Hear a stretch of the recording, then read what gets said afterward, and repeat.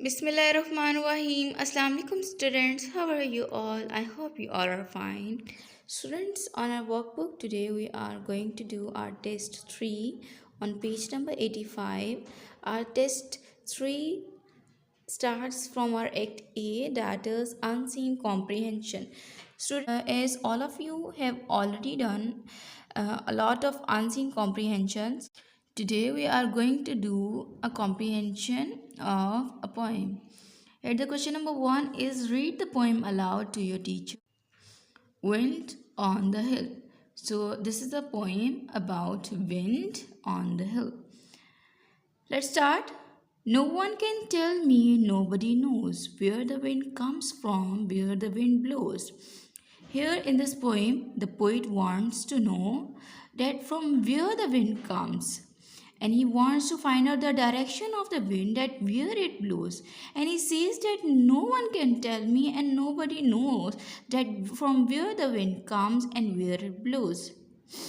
It's flying from somewhere as fast as it can. I couldn't keep up with it, no, if I ran. So he's saying that the wind is flying in the sky as fast as it can. It is blowing throughout day and night. We don't know that from where it is coming and where it is blowing. And he says, if I want to run with the wind, I can't run with the wind. I can't compete it. But if I start holding the string of my kite, now to find out the direction of the wind, that from where it is coming and where it is blowing, the poet is flying a kite.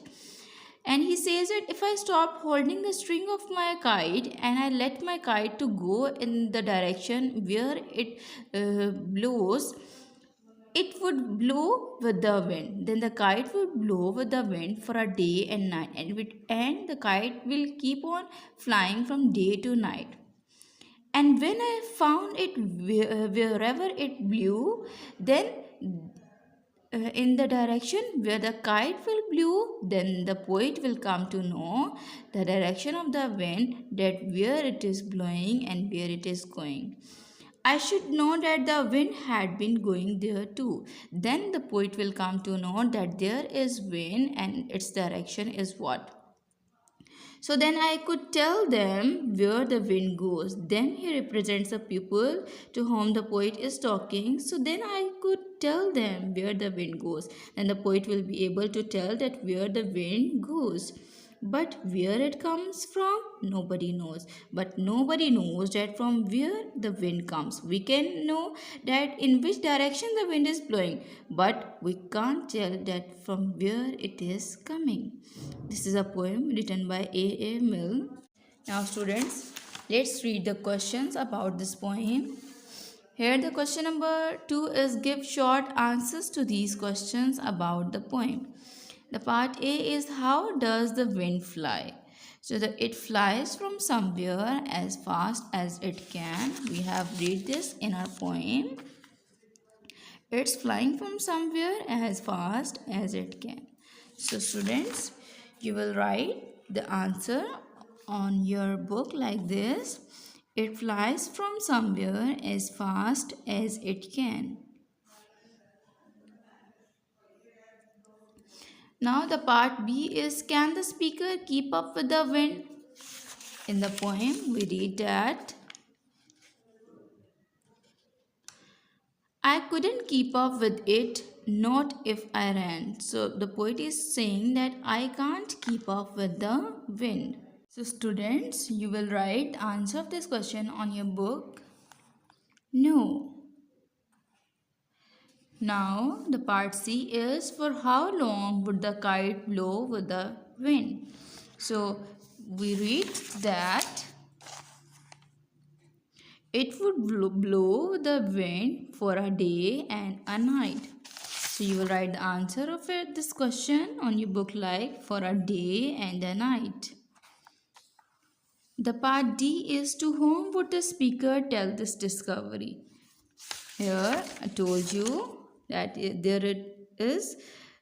So then I could tell them. Here the poet wants to tell the people to whom he is talking where the wind goes, but where it comes from, nobody knows. So you will write the answer on your book like to the people the speaker had asked before the question, where does the wind come from? Now the question number 3 is give complete answers to these questions about the poem. The part A is what are the two questions asked in the first stanza? Write them as question, not statement. So what two questions had been asked in the first stanza? The questions are where the wind comes from, where the wind blows. So you have to write it in the form of question. Where does the wind come from? Where does the wind blow?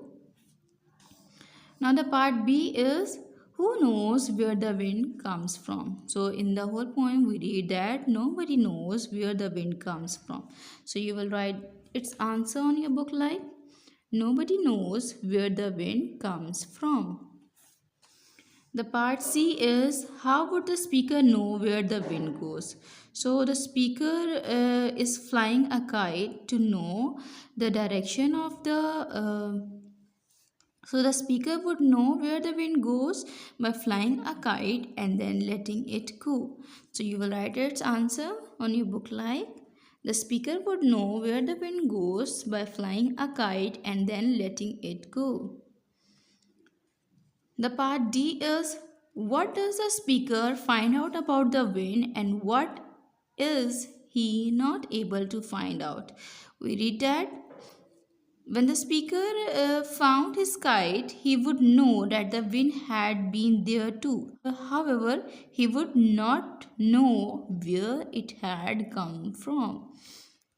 So you will write its answer like when the speaker found his kite, he would know that the wind had been there too. However, he would not know where it had come from. Now students, our part E is which words in the poem rhyme. So we have to find the rhyming words in this poem. The rhyming words are nose, blows, blew, to, can, ran, kite, night, goes, nose, and also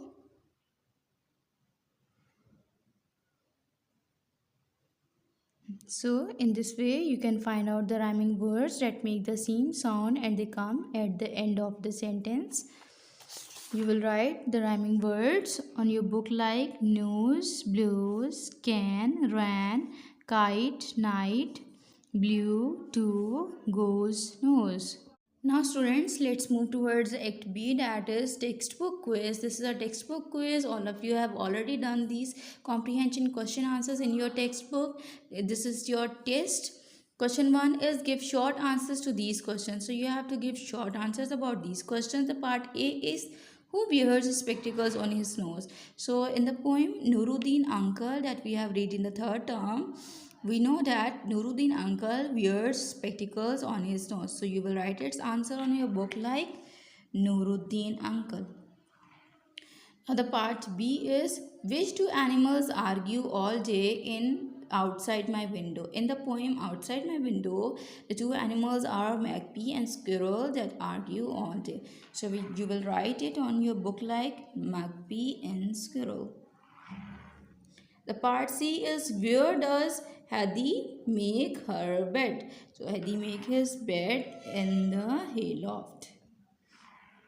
The part D is who gave the Nawab a fine horse? So we read this in the Nawab of Salimabad that the moneylender gave the Nawab a fine horse.